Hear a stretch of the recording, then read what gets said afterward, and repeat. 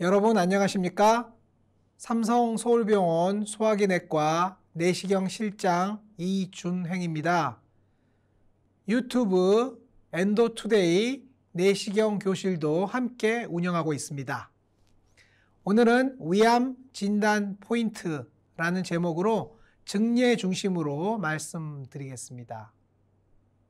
우리나라 위암 내시경 치료의 성적이 어느 정도인지 아십니까? 그래프는 저희 삼성 서울병원에서 2019년에 정리한 데이터인데요. 1기, 2기, 3기, 4기에 따른 5년 상대 생존율입니다. 3B에서 43.8%를 보이고 있고요. 그 이전에서는 60, 70% 이상 생존율을 보이고 있습니다. 이러한 성적은 전 세계적으로도 가장 우수한 성적인데요. WHO에서 정리하여 발표한 자료를 보시면 안타깝게도 우리나라가 아직까지는 전 세계에서 위암 발생률이 가장 높은 나라입니다. 파란색이 발생률이거든요. 1등이 한국, 2등이 몽고, 3등이 일본입니다. 그런데 사망률에 있어서는 우리나라가 1등이 아닙니다. 몽고가 1등이거든요. 우리나라는 붉은색으로 표시된 부분을 보시면 사망률은 한참 낮습니다. 발생률은 높으나 사망률이 낮은 것. 진단 대비 생존율이 가장 높은 나라가 우리나라입니다. 우리나라가 단연 1등이고요. 일본이 2등입니다. 일본보다도 서바이벌이 좋은 나라는 전 세계에 우리나라밖에 없다는 것을 여러분들이 자신 있게 자랑하셔도 좋습니다. 이는 조기 진단에 열심히 노력한 여러분들의 공입니다. 이 자리에 빌어서 진심으로 감사 말씀드리고요. 앞으로도 좀 더 조기 진단을 할 수 있도록 저도 노력을 하겠고요.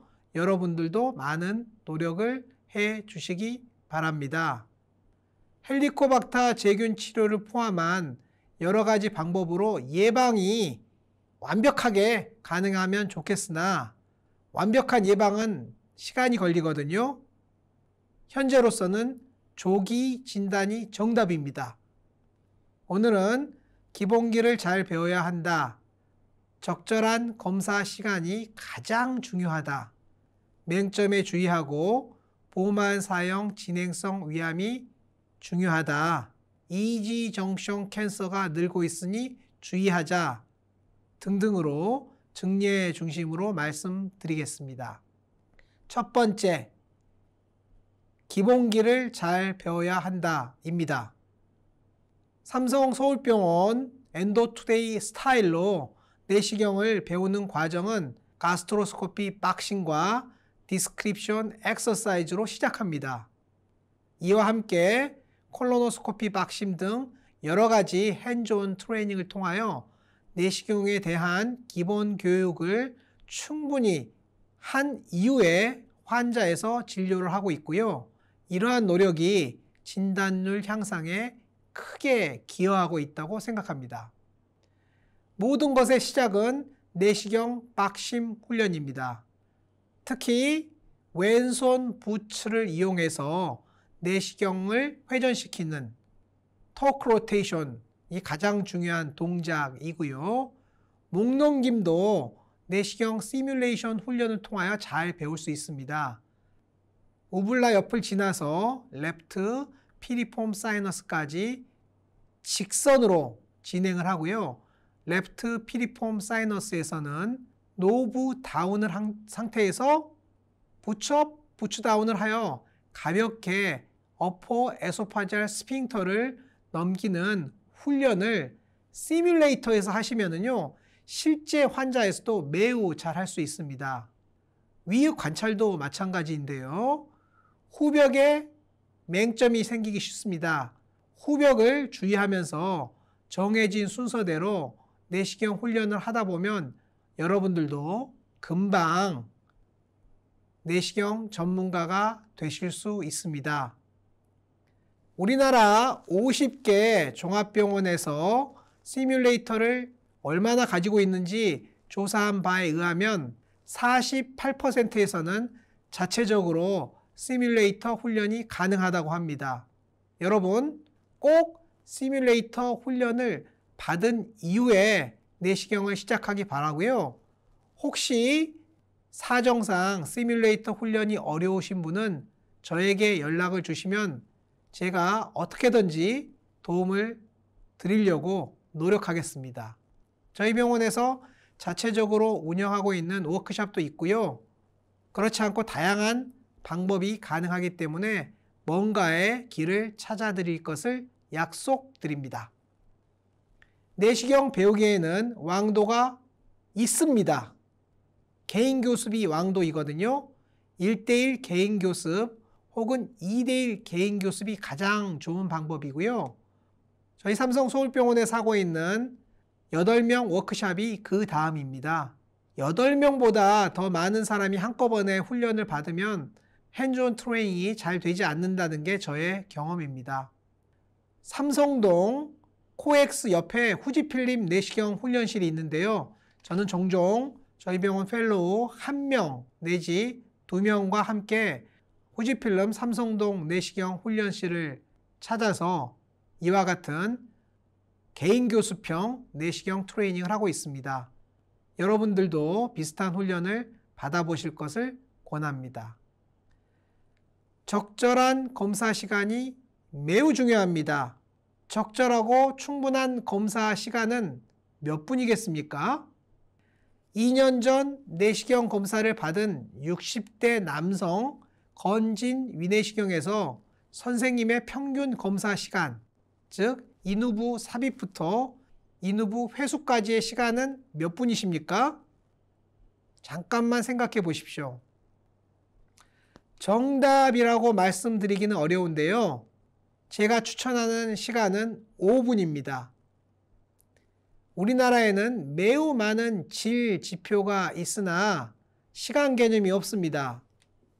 이거는요, 자동차를 운전해서 서울부터 부산까지 가는데 교통 신호도 지키고 졸음운전도 하지 말고 비가 올 때는 속도를 줄이고 여러 가지 지표가 있지만 막상 스피드 리밋이 없는 것과 마찬가지입니다. 모든 안전장치를 다 지키면서 단지 시속 200km로 경부고속도로를 운전한다고 해보십시오. 사고는 자명하지 않습니까? 내시경도 마찬가지입니다. 온갖 지표를 다 지켜도 속도를 빨리 하면 아무 소용이 없습니다. 천천히 검사하는 게 single most important 인디케이터입니다. 우리나라 질지표에는 시간 개념이 없는데요. 유럽 질지표에는 시간 개념이 있습니다. 7분 하라고 되어 있네요.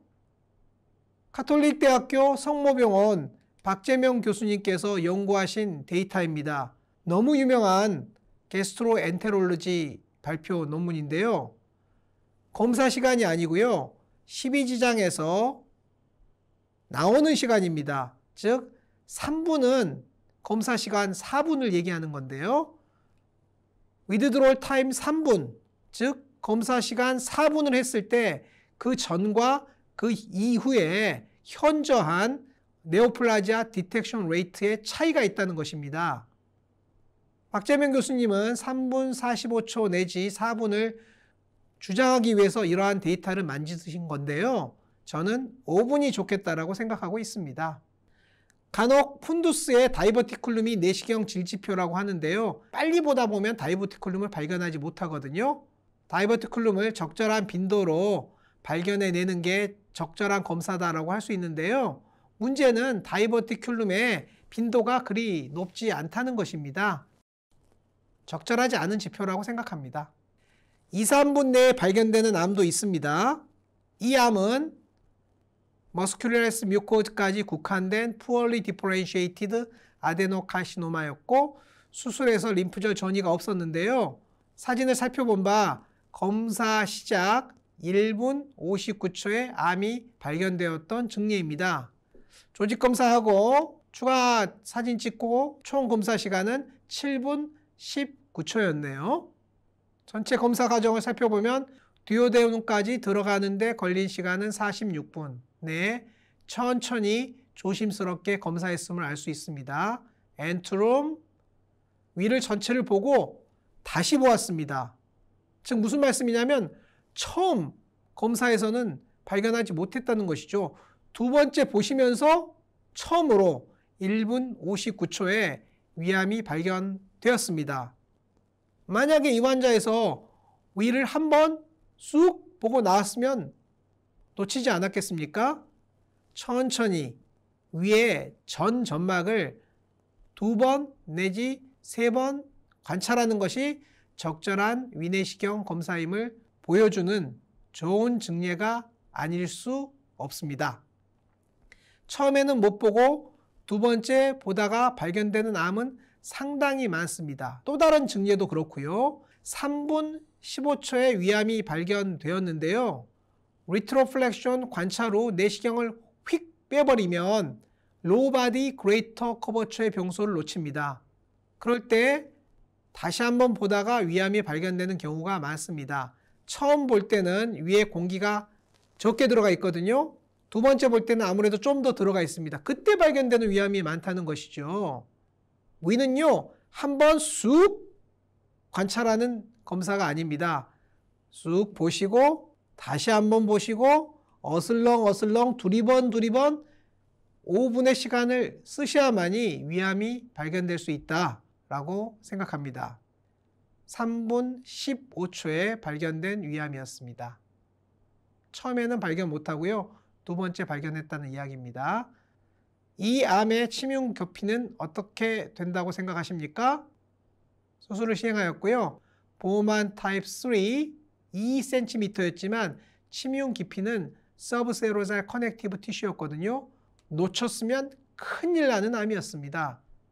2번, 3번, 두리번, 어슬렁.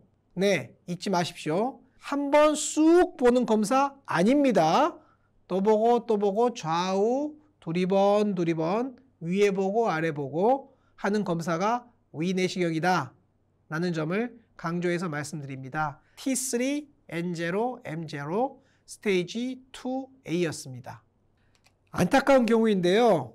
어떤 환자가 하이바디 그레이터 커버처에 진행 위암이 있었고 페리토니얼 시딩이 되어 있었는데요. 글쎄 환자 하시는 말씀이 전 내시경 검사를 지난달에 하셨다는 겁니다. 39일 전에 내시경 검사를 받은 환자였는데요. 제가 자세히 검토해 본 바 검사 시간이 부족했습니다.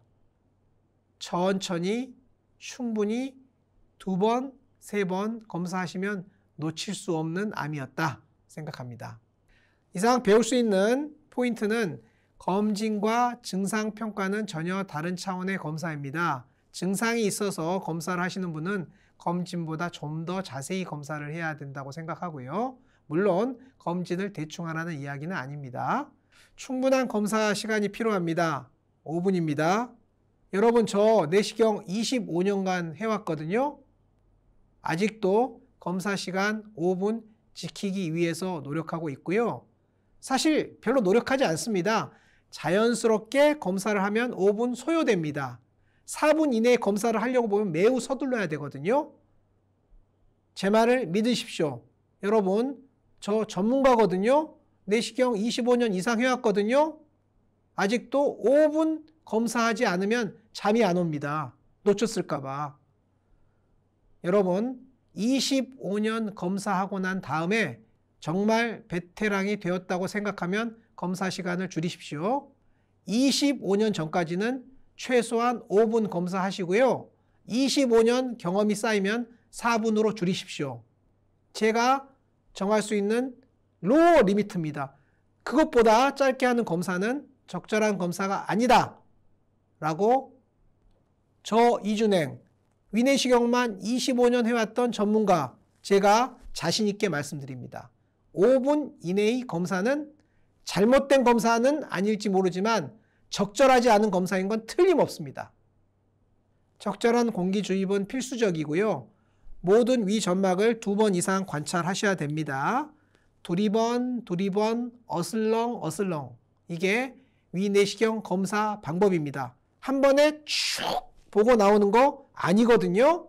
두리번, 천천히 하시기 바라고요. 몇 군데 중요한 블라인드 에어리어는 의식적으로 보셔야 됩니다.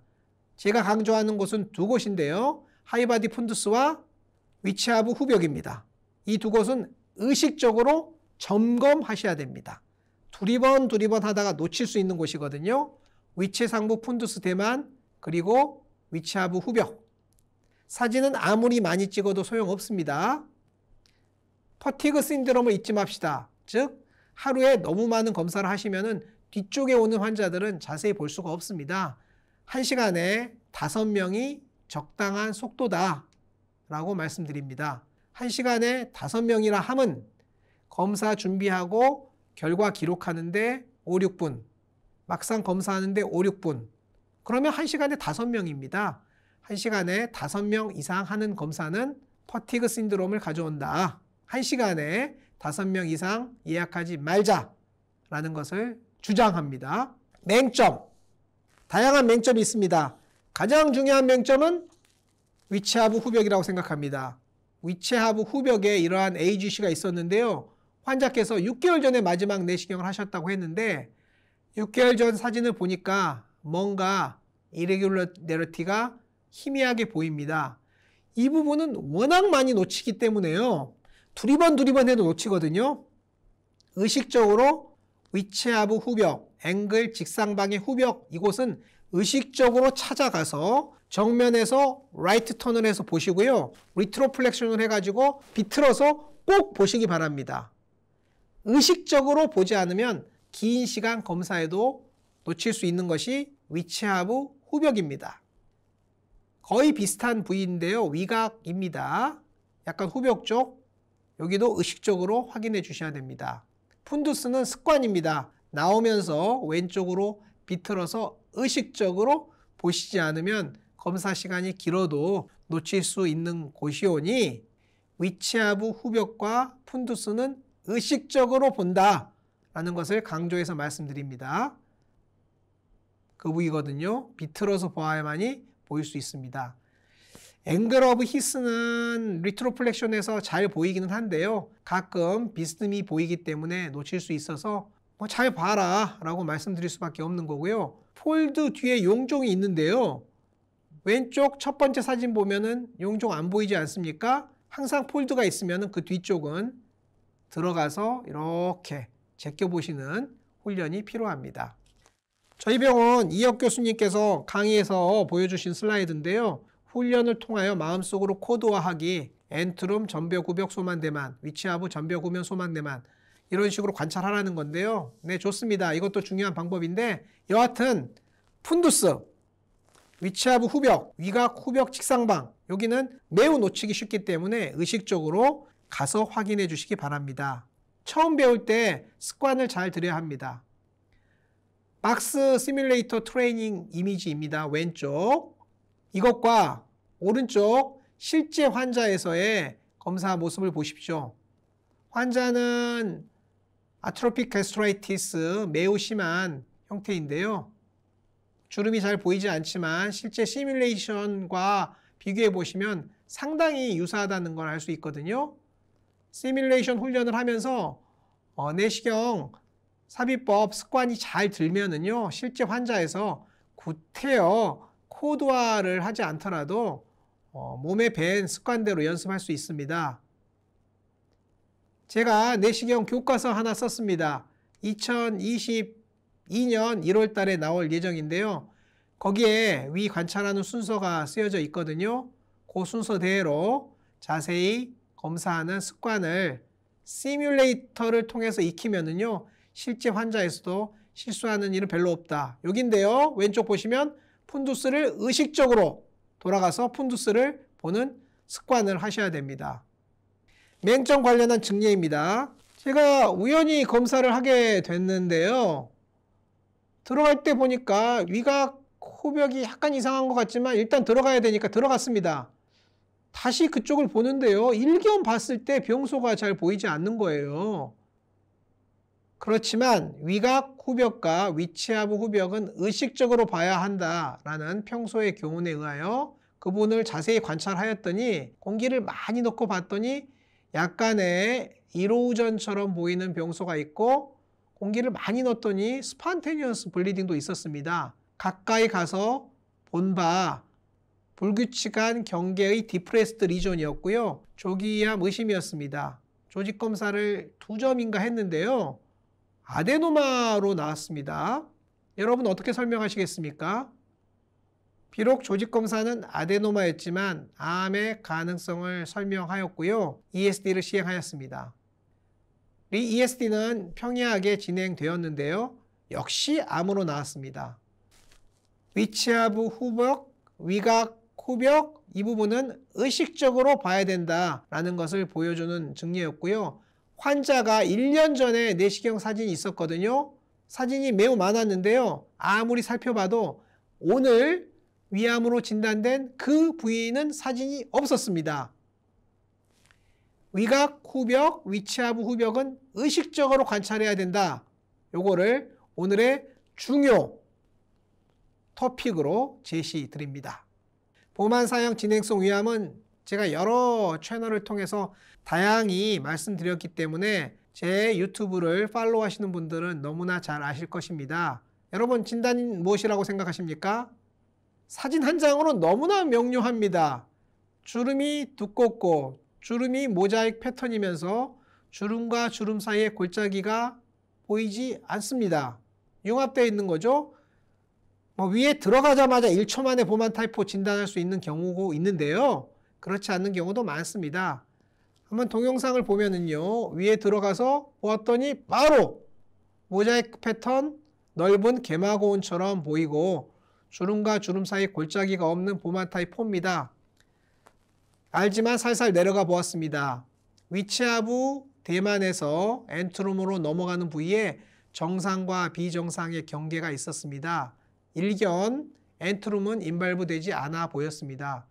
실제로 수술을 해보면 내시경으로 인발부되지 않는 데까지 점막과 침윤이 있는 보만 타입4도 매우 많습니다.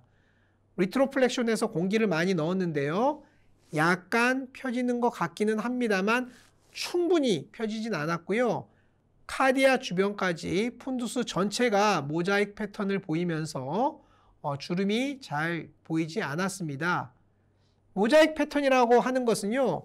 정상 위에서 보이는 에어리어 게스트리카 글랜드가 이렇게 조금씩 뭉쳐 보이는 수 밀리미터, 1, 2mm 단위의 그런 에어리어인데요. 그게 지나치게 강조돼서 보이는 게 프라이미넌트 에어리어 가스트리카, 다른 말로 모자이크 패턴입니다. 이거는 펜탁스 내시경에서 이미지 인핸스드 엔도스코피 아이 스캔을 킨 모습인데요. 몇 가지 특장점이 있긴 하나 저는 이미지 인핸스드 엔도스코피를 잘 모르고 별로 애용하지 않기 때문에 그냥 한번 찍어는 보았습니다. 이미지 인핸스드 엔도스코피 가능은 하지만 저는 맨날 사용하긴 합니다만 그다지 믿지 않고요. 제가 믿는 것은 인디고 카민 스프레이입니다. 그래서 조기위암 내시경 치료할 때는 반드시 인디고 카민 스프레이를 통해서 병소의 경계를 파악하고 있습니다. 지금은 위에 어디에 함몰 부위가 없는지 자세히 살펴보고 있는 모습입니다. 보만 타입4에서 함몰 부위는 70% 정도에서 발견되고요. 뚜렷한 궤양은 30% 정도에서 보이는데요. 이 환자는 아무리 자세히 살펴보아도 뚜렷한 함몰 부위가 없었습니다. 그래서 어디서 검사할까 고민을 하다가 적당한 곳에서 조직 검사를 3개씩 두 곳 하였는데요. 모두 poorly differentiated adenocarcinoma가 나왔던 보만 타입4입니다. 또 다른 증례인데요. 오래된 증례네요. 2013년 증례인데 보만 타입4입니다. 이 증례를 보여드린 이유는 수술했고 매우 심한 것으로 나왔거든요.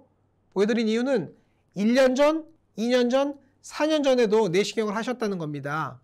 이게 진단시 모습입니다. 누가 봐도 주름이 두꺼워져 있고 주름과 주름 사이에 골짜기가 없어졌으면서 표면이 이상하니까 뭐 금방 알 수 있습니다. 보만 타이포. 여기서 조직검사에서 암이 나왔는데요. 1년 전 내시경 여러분 어떻게 생각하십니까? 주름이 정상이라고 생각하십니까? 공기를 적절히 넣었을 때 정상 위 주름은 3mm입니다. 3mm 초과하죠? 그리고 모양도 매끈하지 않지 않습니까? 이때부터 보만 타이포였을 것입니다. 그러나 당시는 그냥 일반 위염으로 진단이 나갔던 것으로 알고 있고요. 물론 후향적으로 보면 얼마나 쉽습니까? 그러나 그 당시에서 검사했을 때는 누구나 놓칠 수 있다는 것이죠. 이게 내시경 진단의 어려운 점 아닙니까? 근데 그 환자 2년 전 내시경에서는요. 전혀 흠잡을 데가 없습니다. 후향적으로 검사를 하더라도. 그런데 보만 타이포도 진행 속도가 있기 때문에 분명히 2년 전 이때도 암이 싹 있었을 거거든요. 실제로 스프레이드가 되지 않아도 암이 있는 경우가 많습니다. 가족성 위암 보시면은 내시경 유관 속에는 전혀 없어도 토탈 게스트렉토미를 해보면은 멀티플 캔서 포커스가 나오지 않습니까? 아마 이 경우도 그런 상황이었을 것입니다. 4년 전에도 뭐 전혀 흠잡을 데가 없습니다. 그래서 우리의 목표는 2년 전 바로 그때 보만 타이포를 의심하고 수술을 보내는 능력을 키우는 게 우리의 목표입니다. 보만 사형 위암 중 그 중에서 또 어려운 건 잔위의 보만 타이포입니다. 잔위, 서브토탈 게스트렉토미를 하고 남아있는 이는요. 애시당초 바일 역류가 있고요. 애시당초 부어 보이고 애시당초 공기에 의해서 잘 펴지는 것을 확인하기 어렵거든요. 모든 소견이 보만 타이포와 비슷합니다. 그래서 잔위에서 발생한 보만 타이포는 큐러티브 리섹션을 할 수 있는 경우가 없는 것은 아니지만 매우 어려운데요.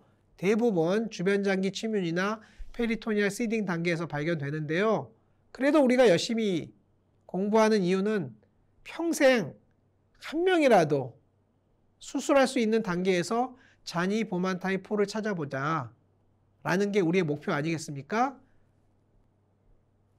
팁은요. 작년 사진을 한번 보시기 바랍니다. 작년 사진을 모니터에 열어놓고 올해 검사를 보시면서 소견이 좀 다르다 싶으면 작년 사진, 올해 사진을 두리번 비교하시면 보만 타이포를 잡는 클루를 발견할 수 있을 것으로 생각합니다. 이지 정션 캔서는 조금씩 증가하고 있기 때문에 주의해야 되고요. 그 정의를 1cm까지 할 건가 2cm까지 할 건가 뭐 여러 이야기는 있으나 리트로플렉션을 하면서 조심조심 봐야 되고요.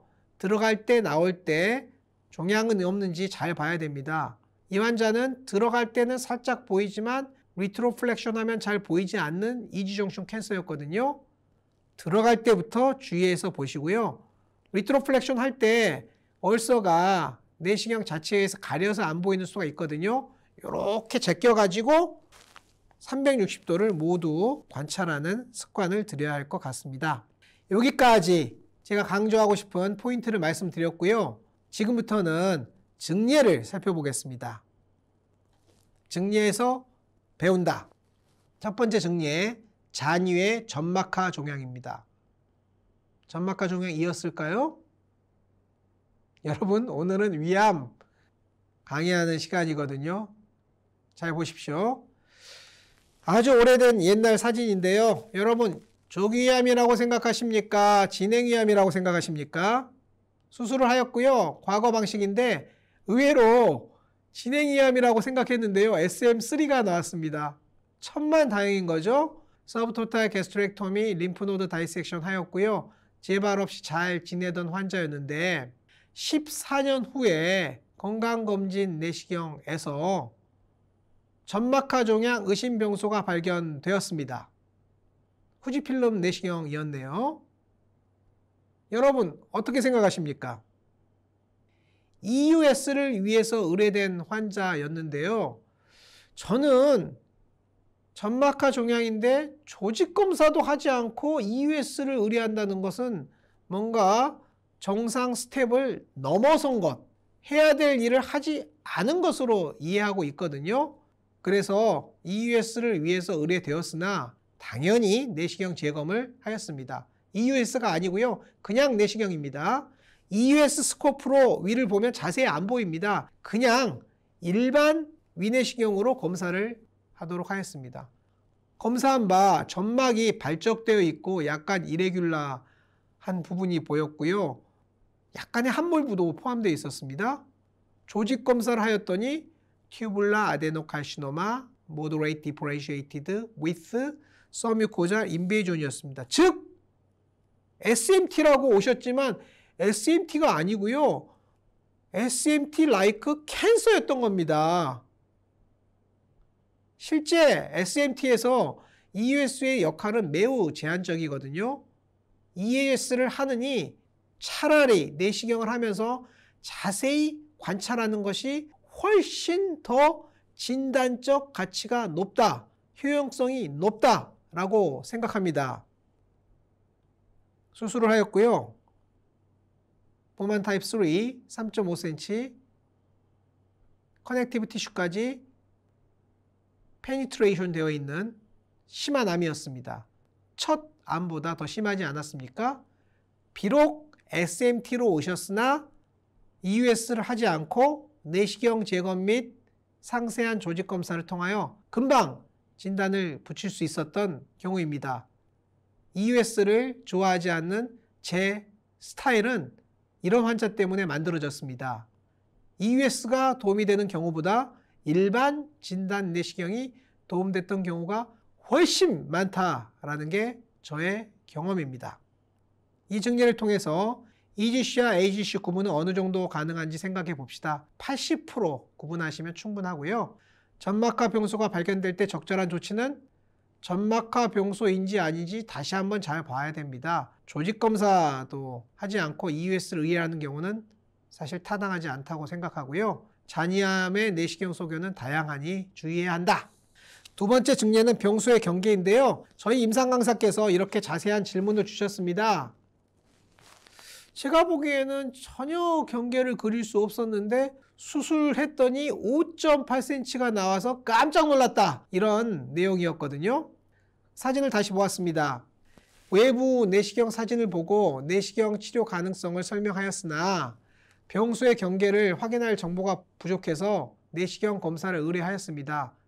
저는 ESD를 위하여 의뢰된 환자에서 내시경 사진의 퀄리티가 좋으면은요, 재검하지 않고 ESD 하고 있습니다. 첫 검사하신 선생님의 정성과 실력과 사진을 믿기 때문인데요. 그러나 아쉽게도 모든 환자 그렇게 할 수 있는 건 아닙니다. 10명 중 1명 혹은 2명에서는 ESD를 위하여 의뢰되었으나 내시경 사진의 퀄리티가 치료 계획을 잡기엔 턱없이 모자라서 재검을 할 수밖에 없는 경우가 있습니다. 이 경우가 그런 경우였는데요. 그래서 재검을 하였습니다. 처음에는 이 정도가 암이 아닌가 추정했는데요. 실제 막상 재검을 해봤더니 병소의 경계가 훨씬 명확하지 않고 넓어 보였습니다. 보신 분도 작지만 조직 검사를 여기저기 해보았더니 넓게 암이 나왔다고 표시가 되어 있고요. 따라서 내시경 치료를 포기하고 수술을 시행하였습니다. 정상인 부분과 그 주변까지 조직 검사한 3곳 모두 다 암이 나왔기 때문에 내시경 치료의 적응증이 아니었던 거고요. 그래서 정답을 알고 난 다음에 다시 한번 최대한 넓게 마음의 눈을 뜨고 병소의 경계를 그려보았습니다. 여러분도 저와 함께 그려보시죠.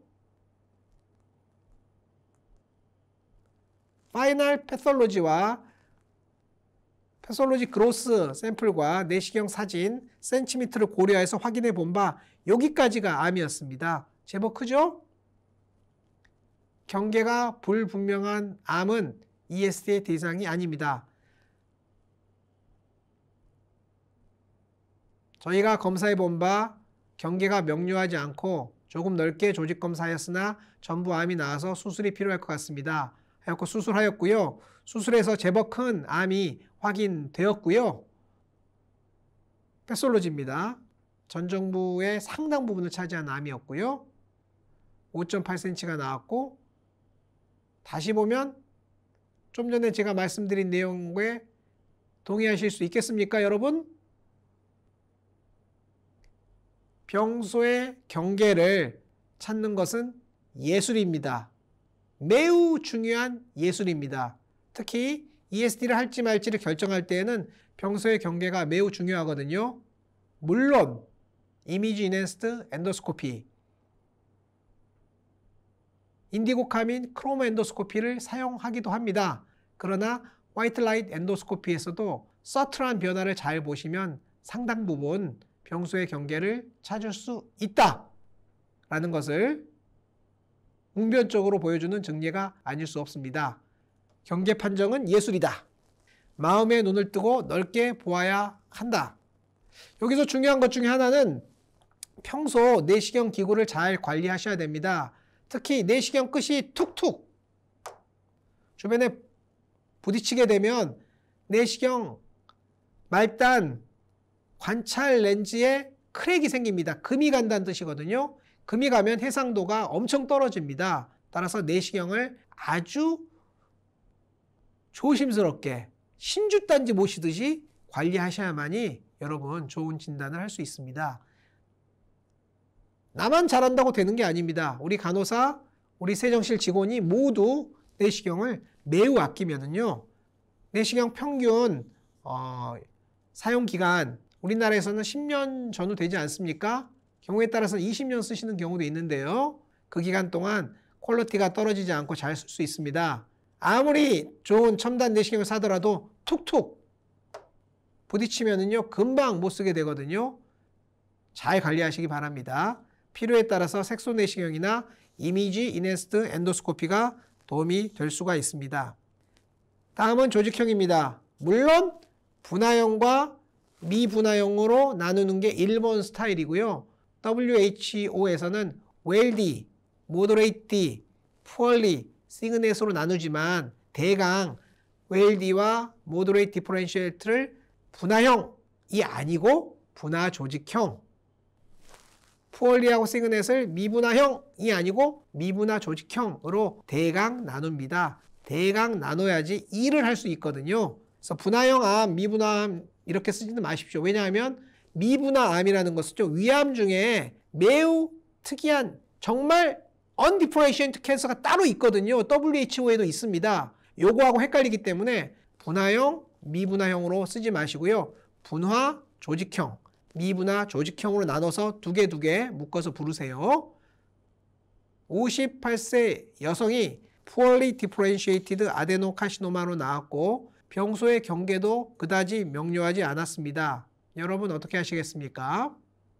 평소의 경계도 그다지 명확하지 않은데 미분화 조직형 암이 나왔다. 수술을 고려해야 되거든요. 제거를 하였습니다. 재판 독터했습니다. 그런데 어떤 선생님께서는 푸얼리라고 주셔가지고 우리 병원에 의뢰가 되셨는데요.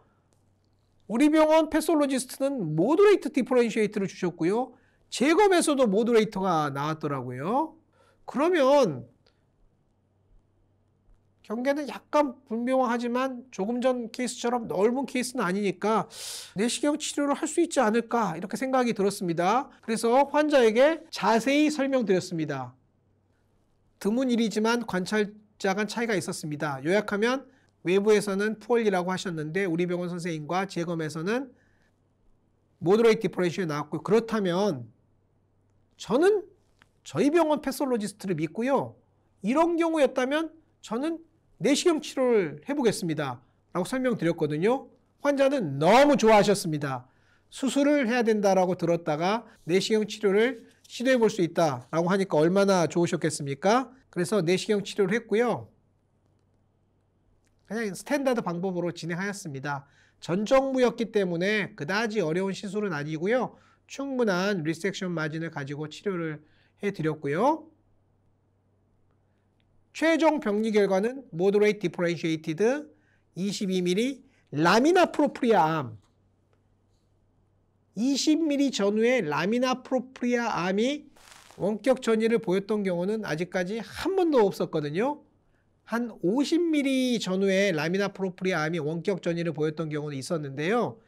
20mm 정도에서는 없었기 때문에 아마 완치되었을 것으로 생각하고 있습니다. 리섹션 마진도 7mm, 10mm, 12mm, 10mm에 적절했고요. 딥 리섹션 마진도 300으로 적절했습니다.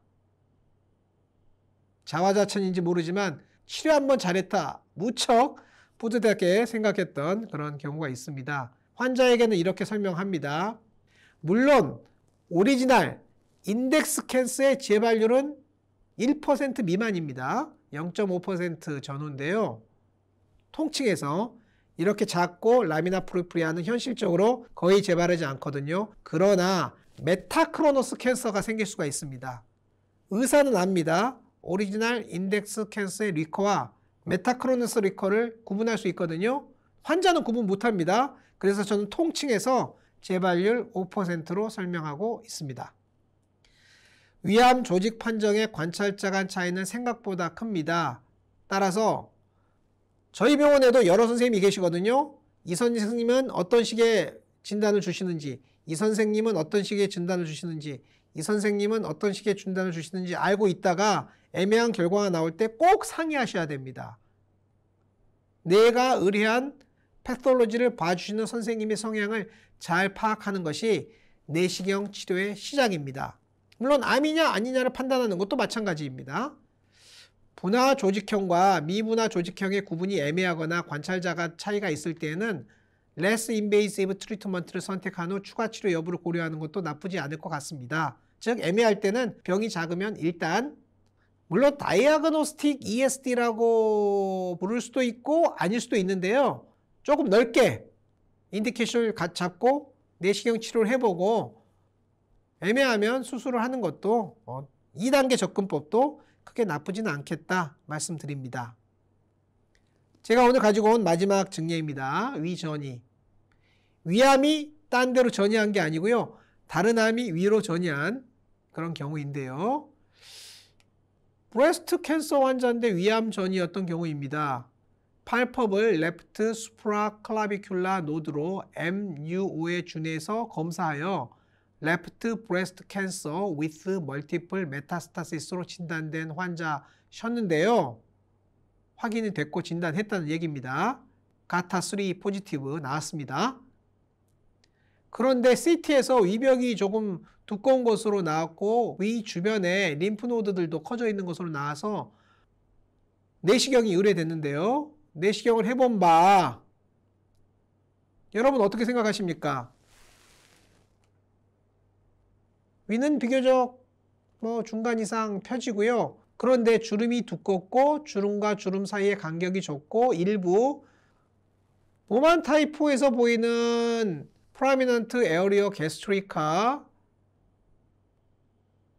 모자익 패턴과는 달리 뭔가 이상하게 발적된 부분들이 군데군데 보이지 않습니까? 네, 포만 타입4일 수도 있고 아닐 수도 있는 상황에서 조직검사를 하였는데요. 조직검사에서는 브레스트 캔서가 나왔습니다. 즉 가타3 포지티브가 나왔습니다. 즉 포만 타입4와 유사한 브레스트 캔서의 위전이입니다. 물론 브레스트 캔서, 렁 캔서가 위전이를 가장 잘 하는 암이고 대부분은 멀티플 싱글 SMT 라이크, 멀티플 SMT 라이크 병변처럼 보이지만 이처럼 디퓨즈하게 인필트레이션 하는 포만 타입 4와 같은 전이도 있다라는 걸 보여드리기 위해서 가져온 증례입니다. 다양한 암이 위로 전이할 수 있습니다. 폐암과 유방암의 위전이는 상당히 흔합니다. 대부분 멀티플 SMT 라이크, 이레귤라 다양한 크기의 매스로 보이지만 드물게 보만 사형 진행성 위암과 비슷한 모양을 보일 수 있음을 설명드렸습니다. 네, 여러분 마지막 슬라이드입니다. 질 높은 위내시경 검사를 위한 요건은 가장 중요한 것은 훈련입니다. 훈련을 잘 받으셔야 됩니다. 그리고 제가 이 자리를 빌어서 말씀드립니다. 훈련을 위해서 책도 썼고요. 여러분들 연락 주시면 어떻게 해서든지 훈련 방법을 찾아보겠습니다. 그 다음 중요한 것은 충분한 검사 시간이고요.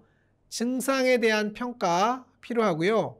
몇몇 중요한 블라인드 에어리어 제가 짚어드렸습니다. 하이바디 푼두스, 위치하부 후벽, 위각 후벽과 직상방, 여기는 의식적으로 찾아가서 관찰하셔야 됩니다. 그냥 두리번 오랫동안 살펴보는 전략으로는 놓칠 수 있거든요. 그래서 일반적으로는 두리번 오랫동안 여기저기를 보고 또 보고 하는 전략을 사용하시다가 푼드스, 위치하브 후벽, 위각 후벽, 위각 직상망은 꼭 의식적으로 찾아가서 있나 없나를 살펴보기 바랍니다. 그거 꼭 하셔야 되고요. 여러분 많은 공부를 해서 여러분 좋은 진단을 할 수 있도록 훌륭한 내시경 의사가 될 수 있도록 다 같이 발전하는 하루하루가 되면 좋겠습니다. 네, 이상 경청해 주셔서 감사합니다. 여러분 안녕히 계십시오.